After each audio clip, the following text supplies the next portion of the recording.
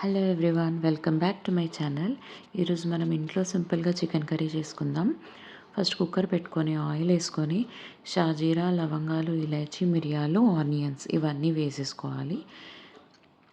వేసేసుకున్నాక ఆనియన్స్లో కావాల్సినంత కొంచెం ఉప్పు వేసుకొని ఫస్ట్ నీట్గా కలుపుకోవాలి.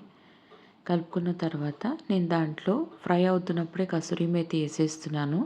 ఎందుకంటే కసూరి మేతి ఆయిల్లో వేస్తే మంచి ఫ్రేగ్రెన్స్ వస్తుందండి. కూరకు కూడా మంచి రుచి వస్తుంది. చాలామంది లాస్ట్లో కూడా వేసుకుంటారు, పర్వాలేదు. నెక్స్ట్ ఆనియన్స్ గోల్డెన్ బ్రౌన్ కలర్లో అయిన తర్వాత అల్లం వెల్లుల్లి పేస్ట్ వేసుకోవాలి. తగినంత మీ టేస్ట్ తగ్గట్టు మసాలా మీకు ఎంత కావాలంటే దాని విధంగా వేసుకోవాలి. నెక్స్ట్ కొంచెం పసుపు వేసుకొని బాగా కలుపుకోవాలి. ఇప్పుడు మనం బాగా కడుక్కొని చికెన్ ముక్కల్ని మనం కుక్కర్లో వేసుకోవాలి. దానికి తగినంత కారం, నేను ఇక్కడ 2 to 3 టేబుల్ స్పూన్స్ ఆఫ్ కారం వేసుకుంటున్నాను. దానికి సరిపడా ఉప్పు, కొంచెం గరం మసాలా అండ్ ధనియాల పొడి మిక్స్ అండి అది. నెక్స్ట్ పెప్పర్ పౌడర్ వేసుకొని నేను 2 to 3 teaspoons of curd కూడా వేసుకుంటాను. ఎందుకంటే అది మంచి ఫ్లేవర్ని ఇస్తుంది. కర్డ్ ఎప్పుడైనా కానీ కొంచెం గ్రేవీ వచ్చేలాగా కూడా చూస్తుంది.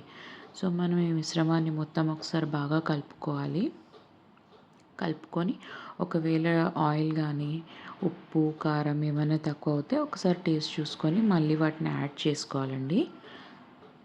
ఇలా బాగా కలుపుకున్న తర్వాత కాసేపు అలా చికెన్లో ఇంచి వాటర్ వచ్చే వరకు మగ్గనిచ్చుకోవాలి. విజిల్ ఏం పెట్టకూడదు అప్పుడే.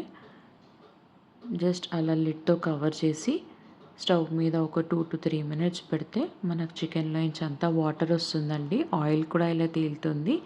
ఇలా చేస్తే చికెన్ చాలా టేస్టీగా ఉంటుంది.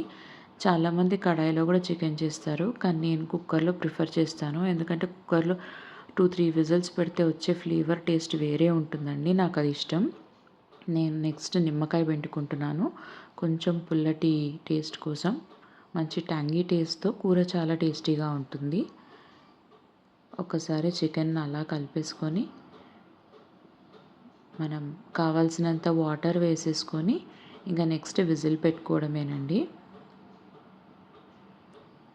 విజిల్ పెట్టుకుంటే చికెన్ చాలా మెత్తగా అయిపోతుందని చాలామంది అంటారు.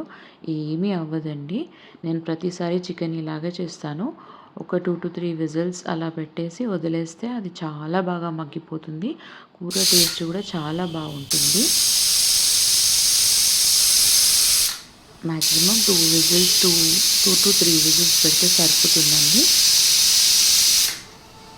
చూసారు కదండి మన కర్రీ ఎంత బాగా అయిందో. ఏమీ మెత్తబడలేదు, ముక్కలు కూడా ఏమీ విరిగిపోవు. మీరు చూస్తున్నారు కదా ఎంత బాగుందో.